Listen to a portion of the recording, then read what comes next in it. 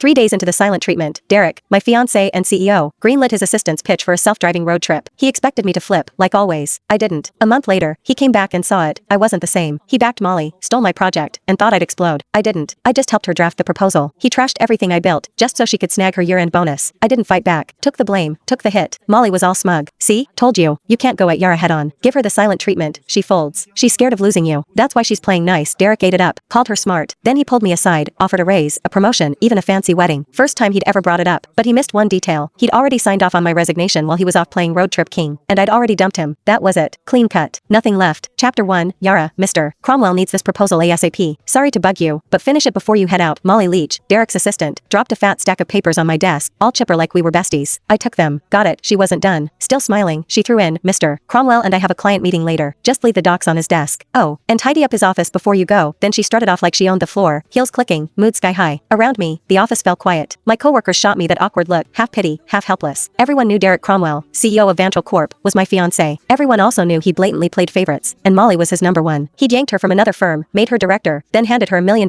project I'd busted 2 months bringing in and prepping. When I pushed back, he called a team vote, thinking everyone would back him. Wrong. The whole team voted for me, except him. Molly got 1 vote. His. He lost it. Accused me of stirring up cliques. Didn't just take the project away, he demoted me in front of everyone and slashed the salaries of the people who'd backed me. Nobody dared speak up. Later, he apologized, said didn't want it to look like favoritism, claimed Molly might feel left out. I used to believe that crap. Now, it's a joke. Molly couldn't even keep up with our interns. Didn't want it to look like favoritism? Please. He was straight up playing favorites. Everyone saw it but him. I heard footsteps upstairs and looked up. Derek. He showed up at the stairwell, glanced my way, then walked out without saying a word, changed into some casual suit. Even from here, I caught that cedar cologne. He never used to wear cologne. That one? Molly's gift. Yeah, he knew exactly what he was doing. He'd been pulling this kind of stuff for years. It started after I found their goodnight texts. Couldn't stay quiet. I confronted him. Chapter 2. Derek said I was being petty. Then, like it proved some point, he used it as an excuse to make it official and moved Molly to work directly under him. The more upset I got, the harder he leaned in, dragging her to every social event, serving her food, even wiping her mouth at company dinners. When we fought, he'd ice me out. When I apologized, he'd round up his buddies to lecture me like I was some jealous mess. For a while, I actually blamed myself. Thought maybe I wasn't generous enough. Thought maybe that's why we ended up here. But on day 3 of one of his silent treatments, when I was too sick to even sit up and he still packed his bags for a trip with Molly, I gave up. That's when it hit me. He wasn't trying to be noble. He just used my pettiness as a shield so he could keep doing what he wanted without feeling guilty. Even if I hadn't caught those late night chats, he would have just found another excuse to be with her. After their latest business trip, they were still grabbing dinner, drinks, playing tennis, same routine. But something between them had changed. I could feel it. Not that it mattered. 5 years together, and it was done. This whole mess had dragged on long enough. I was the last one in the office, finishing up the proposal. Checked my phone. Molly had been busy posting. Campbell at dinner at some fancy spot. 2 plates of steak. Derek, all polished and perfect, cutting hers for her. Caption: steak cut by the CEO himself. It has to taste better. The comments were full of heart emojis and fangirling. A few clueless people even asked when the wedding was.